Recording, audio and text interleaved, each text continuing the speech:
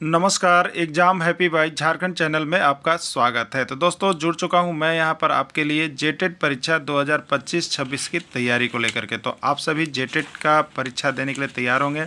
जेटेट परीक्षा बहुत जल्द होने वाली है, तो आप सभी यहां पे क्लासेज के लिए अवश्य जुड़ेंगे। आपको बताते चले, जेटेट में तैयारी को लेकर के बहुत तरह से आपके मन में कौतूहल बना हुआ होगा कि किससे तैयारी करें, कहाँ से तैयारी करें। तो आपको बताते चले, जेटेट परीक्षा में यदि आपको परचम लहराना है तो आप झारखंड राज्य के अनुमोदित पाठ्यक्रम JCERT किताब को पढ़ना कभी भी नहीं भूलेंगे। बाहर का प्रैक्टिस सेट लेकर के यदि आप पढ़ रहे हैं तो वो आपके साथ धोखा हो रहा है, ठीक है।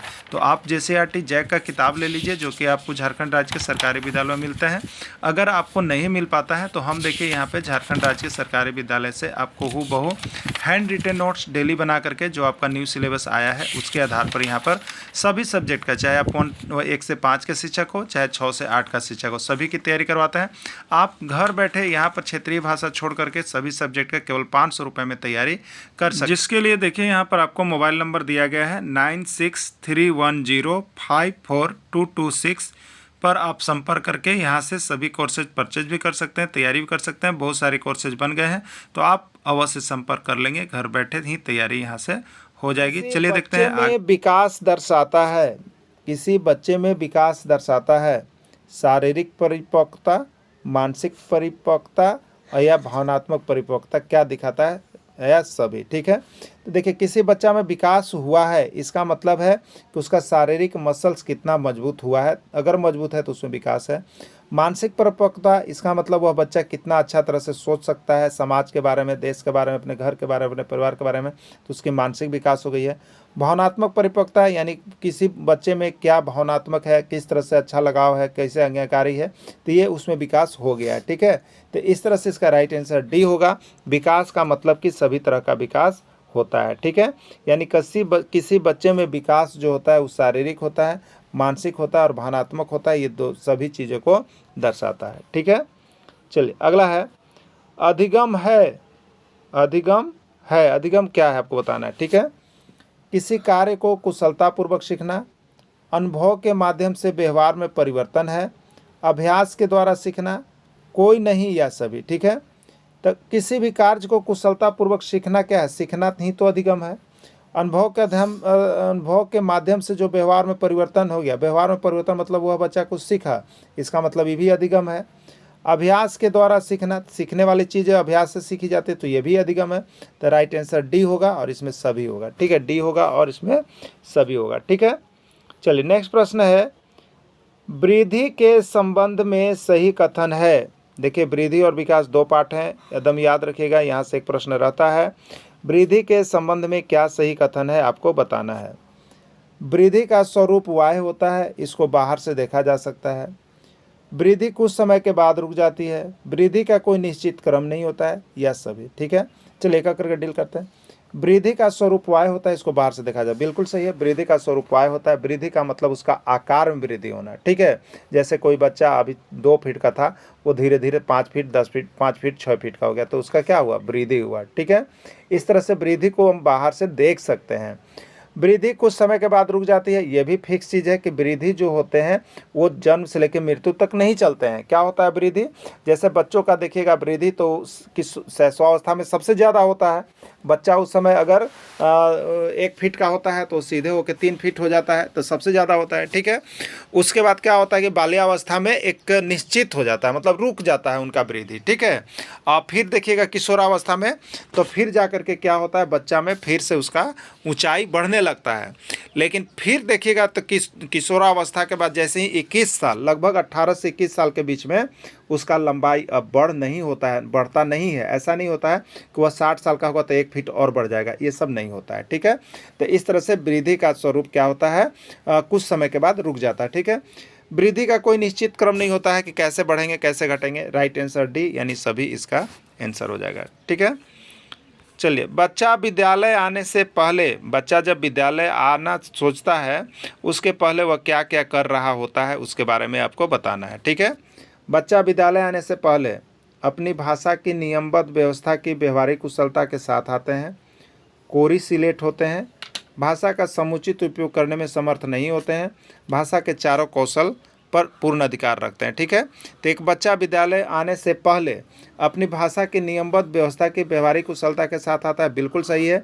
जो बच्चा प्रथम बार स्कूल आ रहा है वह भाषा की कुछ कुशलता जानता है, लेकिन यहाँ पर लिखा हो देखिए नियमबद्ध व्यवस्था, यदि वो सब जान जाएगा तो विद्यालय में नहीं आएगा। ठीक है, तो नियमबद्ध व्यवस्था की व्यवहारिक कुशलता के साथ वो नहीं आता है। ठीक है, कोरी सिलेक्ट होता है, ये भी ऑप्शन गलत है।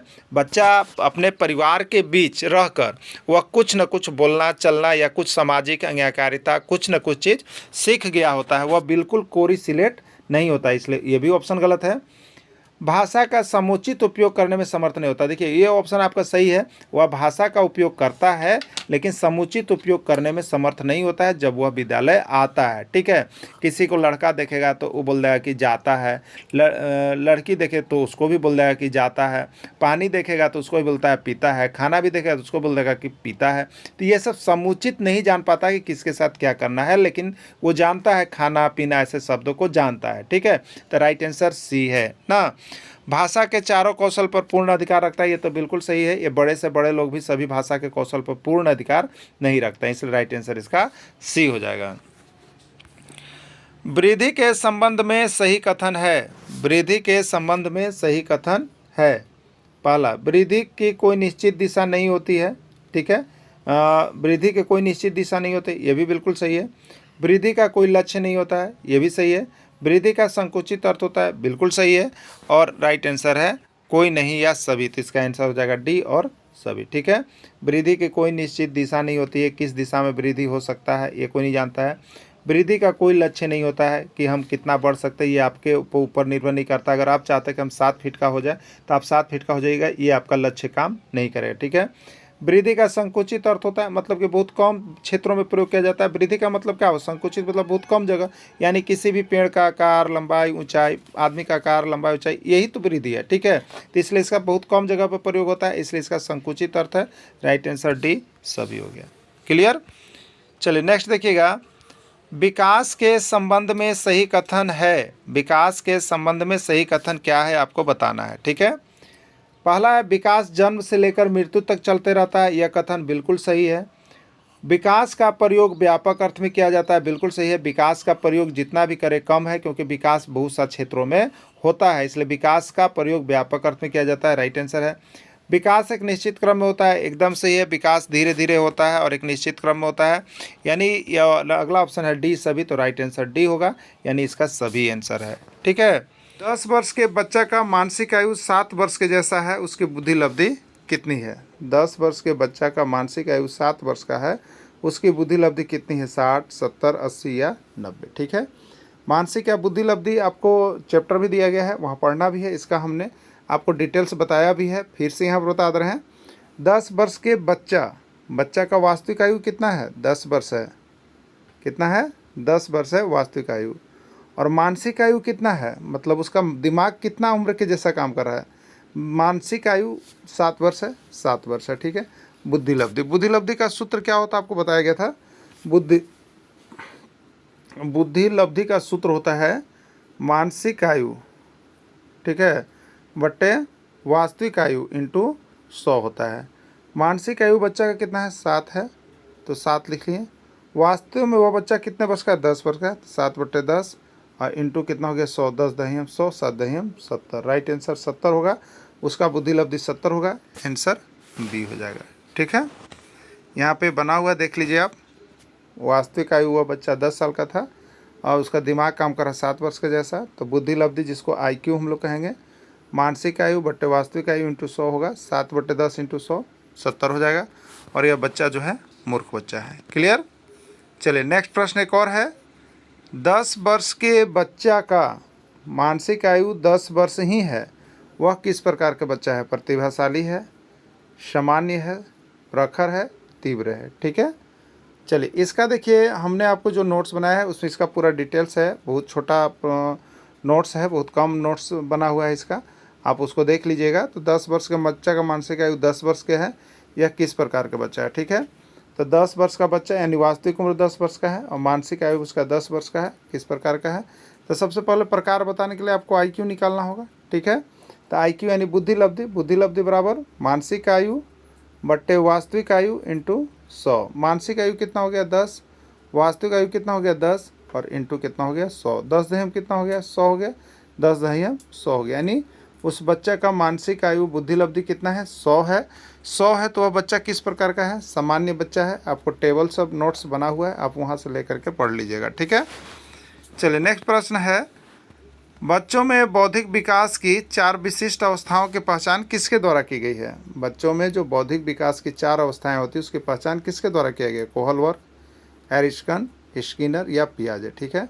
तो बच्चों में बौद्धिक विकास की 4 विशिष्ट अवस्थाओं की पहचान जो है आपको पियाजे के द्वारा किया गया है। किसके द्वारा किया गया है, पियाजे के द्वारा किया गया है, ठीक है। ये पियाजे के द्वारा किया गया है। इसको हम लोग देखे भी थे। पहला कौन था, संवेदीगामक अवस्था, फिर पूर्व संक्रियात्मक अवस्थाएं, फिर मूर्त संक्रियात्मक और अगला था अमूर्त संक्रियात्मक। 0 से 2 वर्ष, 2 से 7 वर्ष, 7 से 11 वर्ष और 11 वर्ष से ऊपर। इसको जरूर याद कर लीजिएगा, यहाँ से एक प्रश्न आपके एग्जाम में रहेंगे, ठीक है। विकास कभी न समाप्त होने वाली प्रक्रिया है, यह विचार किससे संबंधित है आपको बताना, ठीक है। विकास कभी न समाप्त होने वाली प्रक्रिया है, यह विचार किससे संबंधित है। अंतः संबंध का सिद्धांत, निरंतरता का सिद्धांत, एकीकरण का सिद्धांत, अंतःक्रिया का सिद्धांत, ठीक है। तो विकास कभी न समाप्त होने वाली प्रक्रिया, कभी न समाप्त होने वाली प्रक्रिया है मतलब वो निरंतर चलने वाली प्रक्रिया। कभी समाप्त नहीं होगा मतलब क्या होगा, वह निरंतर चलेगा। इसलिए निरंतर चलेगा तो इसको हम लोग सिद्धांत को भी कहते हैं निरंतरता का सिद्धांत, ठीक है। तो राइट आंसर बी हो जाएगा, निरंतरता का सिद्धांत होगा। क्लियर। चलिए अगला देखिए, प्राथमिक स्तर पर एक शिक्षक में निम्न में से कौन सी विशेषता होनी चाहिए। पढ़ाने की उत्सुकता, धैर्य और दृढ़ता, विषयों के ज्ञान में दक्षता, अति मानक भाषा में पढ़ाने की दक्षता, ठीक है। यदि आप प्राथमिक स्तर के शिक्षक हैं तो आपको सबसे जो आप में एक विशेषता होनी चाहिए वह होनी चाहिए आपको धैर्य और दृढ़ता बनाए रखना होगा। क्योंकि जो प्राथमिक स्तर के बच्चे होते हैं वो बहुत अधिक शरारती करते हैं, उसमें आपको धैर्य और दृढ़ता बनाए रखना बहुत ज़रूरी होता है एक प्राथमिक स्तर के शिक्षक को। बाल मनोविज्ञान के आधार पर कौन सा कथन सत्य है। बाल मनोविज्ञान के आधार पर कौन सा कथन सही है। सारे बच्चे एक जैसे होते हैं, प्रत्येक बच्चा विशिष्ट होता है, कुछ बच्चे विशिष्ट होते हैं, कुछ बच्चे एक जैसे होते हैं, ठीक है। तो बाल मनोविज्ञान के आधार पर कौन सा कथन सत्य है। पहला तो ये बिल्कुल गलत है, सारे बच्चे एक जैसे हो ही नहीं सकते हैं, कथन गलत है। प्रत्येक बच्चा विशिष्ट होता है, बिल्कुल सही है कि इसमें हर एक बच्चा में अलग अलग क्वालिटी लेकर के बच्चे आते हैं, नहीं प्रत्येक बच्चे अपने आप में विशिष्ट होते हैं, कुछ अलग अलग चीज़ करके वो गुजर जाते हैं, ठीक है। कुछ बच्चे विशिष्ट होते हैं, ऐसा नहीं है सभी बच्चे होते हैं, कुछ बच्चे एक जैसे होते हैं, ऐसा भी नहीं है, ठीक है। यानी प्रत्येक बच्चा जितना भी है, एवरी चाइल्ड इज क्वालिफाइड, ठीक है। प्रत्येक बच्चा जो है अपने आप में विशिष्ट होता है। बच्चों का मूल्यांकन होना चाहिए। बच्चों का मूल्यांकन किस प्रकार से होना चाहिए। बोर्ड परीक्षा द्वारा, सतत एवं व्यापक मूल्यांकन द्वारा, गृह परीक्षा द्वारा, लिखित एवं मौखिक परीक्षा द्वारा, ठीक है। तब बच्चों का मूल्यांकन किसके द्वारा होना चाहिए, तो सतत एवं व्यापक मूल्यांकन के द्वारा होना चाहिए, सीसीई के द्वारा होना चाहिए। सीसीई आपको जेटेड न्यूज़ सिलेबस में सीसीई आपको टॉपिक बनाया गया है, इस टॉपिक का पीडीएफ बना हुआ है, तैयार है, आप वहां से खरीद करके पढ़ सकते हैं, ठीक है। चलिए नेक्स्ट है, कक्षा में विद्यार्थियों की रुचि बनाए रखने के लिए एक शिक्षक को क्या करना उचित होगा। श्यामपट्ट का प्रयोग करना, चर्चा करना, कहानी कहना या प्रश्न पूछना, ठीक है। तो देखिए कक्षा में जब आप पढ़ा रहे होते हैं तो कुछ बच्चे शरारती कर रहे होते हैं, आपकी बातों को सुनते नहीं है, ठीक है। इस बीच में क्या करना चाहिए एक अच्छे शिक्षक को, तो जो पढ़ाए हैं उससे कहीं से पूछ लेना चाहिए। जब आप पूछेंगे तो वो बच्चा क्या होगा, शांत हो जाएगा और वो शांति से बैठ करके आपका क्लास करेगा कि बीच बीच में शिक्षक हमसे कुछ पूछ देते हैं, उसका जवाब हमको यहीं से देना रहता है, ठीक है। तो उससे क्या होगा, बच्चा में रुचि बना हुआ रहेगा उस डर के कारण कि आपको पूछने के कारण, ठीक है। तो रुचि बनाए रखने के लिए क्या करना चाहिए, बीच बीच में जो भी पढ़ाए हैं उससे प्रश्न पूछ लेना चाहिए, जिससे वह रुचि के साथ पढ़ेगा कि प्रश्न पूछने पर पिटाई होगी हमारी, ठीक है। तो ये शब्द आपको प्रश्न पूछना सही आंसर है। बच्चों का चिल्लाना, रोना उसके किस प्रकार के विकास का प्रारंभिक चरण है। सामाजिक विकास का है, नैतिक विकास का है, भाषिक विकास का, शारीरिक विकास का, ठीक है।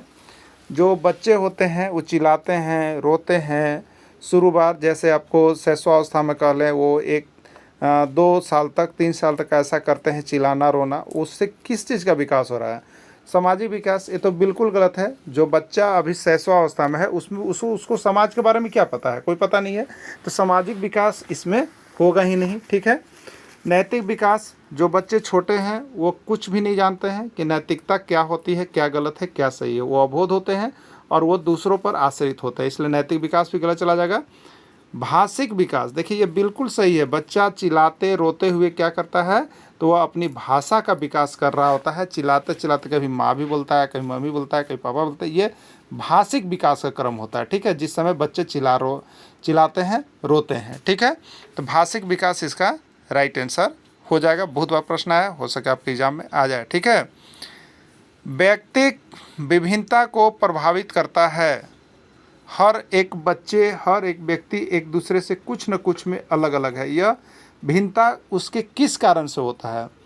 वंशानुगत कारक से, पर्यावरण संबंधी कारक से, ए और बी दोनों से, या कोई नहीं। ठीक है, तो जो बच्चे भिन्न होते हैं, जो व्यक्ति एक दूसरे से भिन्न हो रहे हैं आजकल, अलग अलग हैं, उसका कारण क्या है? उनका कुछ वंशानुगत होता है, जो उनके माता पिता, चाचा चाची, दादा दादी, नाना नानी, किसी से कुछ मिलता है।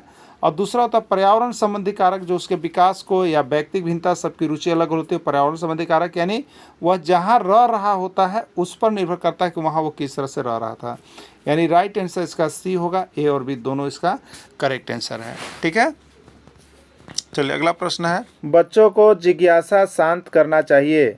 बच्चों को जिज्ञासा शांत करनी चाहिए।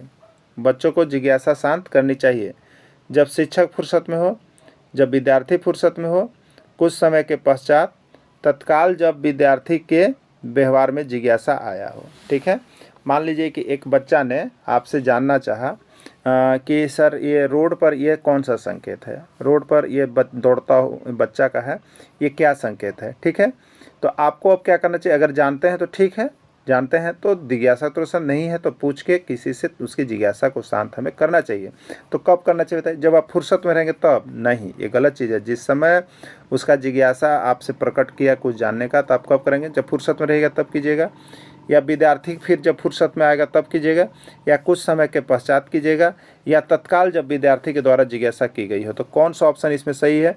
अगर देखिएगा तो आपको सब सही लगेगा, लेकिन इसमें मेन ऑप्शन जो है आपका डी है कि तत्काल, मतलब उसी समय जब विद्यार्थी के द्वारा जिज्ञासा उत्पन्न की गई हो, किसी चीज़ के प्रश्न को पूछा गया हो कि ये मान लीजिए किसी ने पूछ दिया कि सर ये किसका संकेत है।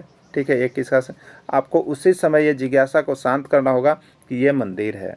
ठीक है, यह मंदिर है। ठीक है, बताना होगा किस तरह का संकेत रहेगा, किसका संकेत है, तो आपको बताना होगा कि ये बच्चा गिरजाघर का संकेत है। तो इस तरह से किसी भी चीज़ से वो पूछ सकता है और आपको उसका जवाब देना पड़ता है। ठीक है, तो इसका राइट आंसर होगा तत्काल, जब विद्यार्थी के द्वारा प्रश्न क्या जिज्ञासा हमको किया गया है। ठीक है, राइट आंसर डी हो जाएगा। सतत एवं व्यापक मूल्यांकन में व्यापक शब्दावली का क्या तात्पर्य है? देखिए, सतत एवं व्यापक मूल्यांकन से एक प्रश्न आपका तो 100% रहता ही है, और सीसी पाठ भी आपको बनाया गया है ना, सिलेबस आपका है, तो आप सीसी को देख लीजिएगा। सीसी का तो 100% यहाँ पर सिलेबस हमने आपको कंप्लीट करवा दिया, उसका ऑब्जेक्टिव भी करवा दिया है, पीडीएफ कंप्लीट है, आप लेके पढ़ लिए होंगे। जो जो जुड़े हैं वो तो लेके पढ़ लिए, जो नहीं जुड़े हैं, पहली बार जिनको वीडियो मिल रहा है वो यहाँ से देखिए, हैंड रिटन नोट सभी सब्जेक्ट का लेकर के पढ़ना कभी मत भूलिएगा, क्योंकि आपको जो है JCERT किताब से पूरा पूर्ण रूप में बनाया गया है और वहाँ से बहुत अधिक आपका स्कोर बढ़ेगा। ठीक है, तो लेकर के देख लीजिएगा। तो अब देखिए यहाँ पर मूल्यांकन शब्दावली में सीसी में शब्द का क्या अर्थ है। ठीक है, तो सीसी में जो सेकेंड सी है उसका मतलब क्या है? सभी विषयों का मूल्यांकन, शैक्षिक क्षेत्रों का मूल्यांकन, शैक्षिक एवं शैक्षिक क्षेत्र का मूल्यांकन, शैक्षिक क्षेत्रों का मूल्यांकन केवल। ठीक है, तो यहाँ पर जो व्यापक है शब्द, उसके लिए शैक्षिक और शैक्षिक सभी क्षेत्रों का मूल्यांकन करना है। ठीक है, इस व्यापक का अर्थ है, सेकेंड सी का अर्थ है। मूल्यांकन का उद्देश्य है, मूल्यांकन का उद्देश्य क्या है? मूल्यांकन का उद्देश्य क्या है? धीमी गति और तेज गति से सीखने वाले बालकों को एक लेवल करना, उपचारात्मक शिक्षा की आवश्यकता वाले बालक को पहचान करना, अधिगम की कठिनाई वाले क्षेत्र का पता करना, उत्पादक जीवन जीने के लिए शिक्षा किस सीमा तक तैयार कर पाई है, इसका पृष्ठि पोषण प्रदान करना। मूल्यांकन का उद्देश्य क्या है? ठीक है, देखिए मूल्यांकन का उद्देश्य यही आता है, लास्ट ऑप्शन आपका सही है, कि बच्चा को जो जीवन जीना है, उत्पादक जीवन, उसके लिए शिक्षा जो है किस सीमा तक वह तैयार कर पाया है या पृष्ठि पोषण प्रदान कर पाया है, उसका जांच करना है मूल्यांकन के अंतर्गत। ठीक है, विद्यार्थियों को विद्यालय में खेलना क्यों उचित है? देखिए, विद्यालय में विभिन्न प्रकार के विद्यार्थी होते हैं, ठीक है, और सभी विद्यार्थियों को खेलना क्यों उचित माना जाता है, इसका क्या महत्व है खेल का, ठीक है। यह उन्हें शारीरिक रूप से सशक्त बनाएगा, ये भी बिल्कुल सही है। यह शिक्षकों के लिए काम आसान करेगा। अगर कोई शिक्षक होंगे तो ये भी सोचेंगे कि बच्चा को छोड़ देते हैं, मेरा काम इधर आसान होगा, बच्चा खेलते रहेगा, ठीक है। यह समय बिताने में सहायक होगा, ऐसे देखिएगा तो ये भी सही है कि समय बीत रहा है, हमको 9 से 3 जाना है, आराम से बच्चा को छोड़ दिए, मेरा समय निकल गया, ठीक है। ये भी सही ऑप्शन कोई मार सकते हैं। यह सहयोग, अनुशासन एवं शारीरिक संतुलन का विकास करेगा, लेकिन राइट आंसर आपका तो डी है। अगर आप बच्चा खेल रहा है तो उसमें क्या हो रहा है, 10-11 बच्चे का टीम होता है, तो उसमें सहयोग की भावना भी आ रही है, ठीक है, उसमें अनुशासन भी आ रहा है और उसमें शारीरिक संतुलन भी आ रहा है। इसलिए खेल बहुत ही जरूरी चीज़ होता है, ठीक है। खेल में सहयोग भी बच्चा सीखता है, अनुशासन भी सीखता है, शारीरिक संतुलन भी सीखता है, ठीक है, इसलिए यह जरूरी है। अभिप्रेरित शिक्षण का संकेत माना जाता है, अभिप्रेरित शिक्षण का संकेत माना जाता है। मान लीजिए कि आपका बच्चा जो है विद्यालय में अभिप्रेरित है, तो उस शिक्षण का संकेत क्या है, कैसे माना जाएगा कि बच्चा जो है अभिप्रेरित शिक्षण कर रहा है? कक्षा में अधिगम उपस्थिति, शिक्षक द्वारा किया गया उपचारात्मक कार्य, विद्यार्थियों द्वारा प्रश्न पूछना, कक्षा में एकदम खामोशी, ठीक है। तो एक अभिप्रेरित शिक्षण में कक्षा में तो खामोशी होना ही नहीं चाहिए, कक्षा में क्या होना चाहिए, बातचीत का चर्चा चलते रहना चाहिए। कक्षा में अधिकतम उपस्थिति, ये भी अभिप्रेरित शिक्षण का अर्थ नहीं है। उपस्थिति किसी भी स्तर से बढ़ सकता है। शिक्षक द्वारा किया गया उपचारात्मक कार्य, ये भी नहीं है। विद्यार्थियों द्वारा प्रश्न पूछना, ठीक है, ये सबसे उचित इसका आंसर है अभिप्रेरित शिक्षण। अगर बच्चा अभिप्रेरित रहेगा पढ़ाई के प्रति, तो वह क्या कहेगा, जब भी आप पढ़ा रहे होंगे, जब भी आप किसी चीज़ को पढ़ा रहे होंगे, तो वह बीच बीच में आपसे प्रश्न पूछेगा। इसका मतलब है कि वो पढ़ाई के प्रति अभिप्रेरित है। तो अभिप्रेरित शिक्षण का अर्थ है कि यहाँ पे विद्यार्थियों द्वारा बीच बीच में प्रश्न पूछा जाना, तो वह अभिप्रेरित बच्चा का अभिप्रेरित शिक्षण का संकेत माना जाएगा, ठीक है, यानी राइट आंसर सी है। बच्चे दुनिया के बारे में अपनी समझ का सृजन करते हैं, इसका श्रेय किसका जाता है? पियाजे का, पॉलर का, कोहलर का, यह का, ठीक है। तो ये पियाजे का सिद्धांत है, बच्चों अपनी समझ का सृजन स्वयं करते हैं, ठीक है। शिक्षा मनोविज्ञान की दृष्टि से निम्न में से कौन सा कथन सत्य है? देखिए, यहाँ पर एजुकेशन साइकोलॉजी की दृष्टि से आपको बताना है कि कौन सा कथन इसमें सत्य है, ठीक है। चलिए अब देखिएगा, पहला यहाँ पर कथन है कि बच्चे अपने ज्ञान का स्वयं सृजन करते हैं। दूसरा, विद्यालय में आने से पहले बच्चों को कोई पूर्व ज्ञान नहीं होता है। अधिगम प्रक्रिया में बच्चों को कष्ट होता है। बच्चे यथावत वही सीखते हैं जो उन्हें सिखाया जाता है, ठीक है। तो एक फर्स्ट ऑप्शन है यहाँ पर एजुकेशन साइकोलॉजी की दृष्टि से कि बच्चे अपने ज्ञान का सृजन स्वयं करते हैं, ठीक है। एक बच्चा को आप कोई भी चीज़ धरा दीजिएगा तो वह उसके आधार पर कुछ न कुछ सीखते सीखते वो अपना ज्ञान उसमें सृजित करता है, ये बिल्कुल राइट आंसर है। विद्यालय आने से पहले बच्चों को कोई पूर्व ज्ञान नहीं होता है, ये तो बिल्कुल गलत है। विद्यालय आने से पहले बच्चों में पूर्व ज्ञान होता है, ठीक है। अधिगम प्रक्रिया में बच्चों को कष्ट होता है, ऐसा नहीं है। सीखने में सभी को कष्ट होता है, सिर्फ बच्चों को नहीं होता है। तो अधिगम प्रक्रिया में बच्चों को कष्ट होता है, ये गलत है। अधिगम प्रक्रिया में बच्चे क्या करते हैं, खुशी खुशी माहौल में सीख रहे होते हैं, ठीक है। बच्चे यथावत वही सीखते हैं जो उन्हें पढ़ाया जाता है, ऐसा नहीं है। कुछ बच्चे जो है उससे अलग भी सीखते हैं। तो राइट आंसर इसका ए है, राइट आंसर इसका ए है कि बच्चे अपने ज्ञान का स्वयं सृजन करते हैं, किसी का सिखाया हुआ नहीं रहता है, ठीक है। चलिए अगला है, शैशवावस्था की अवधि होती है। शैशवावस्था की अवधि होती है, विभिन्न अवस्था की अवधि को जुड़े याद कर लीजिएगा।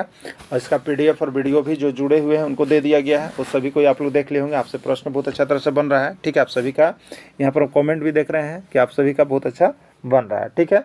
तो ये याद करके जाइएगा। तो हम लोग यहाँ पर पहला पढ़े थे कि शैशवावस्था है 0 से 6 या 1 से 5 कहीं कहीं मिलेगा, ठीक है। फिर शैशवावस्था के बाद क्या है आपका, बाल्यावस्था है। बाल्यावस्था 6 से 12, ठीक है। फिर है किशोरावस्था 12 से 18, और फिर है प्रौढ़ावस्था 18 से ऊपर, ठीक है। तो शैशवावस्था की अवधि कितनी होती है, 6 से 12 वर्ष, ये तो बाल्यावस्था का हो गया। जन्म से 5 वर्ष, ये आपको शैशवावस्था में चला जाएगा 6 के अंदर। 12 से 18 वर्ष, ये आपको किशोरावस्था में चला जाएगा, कोई नहीं, ठीक है। चलिए तो हो गया जन्म से 5 वर्ष।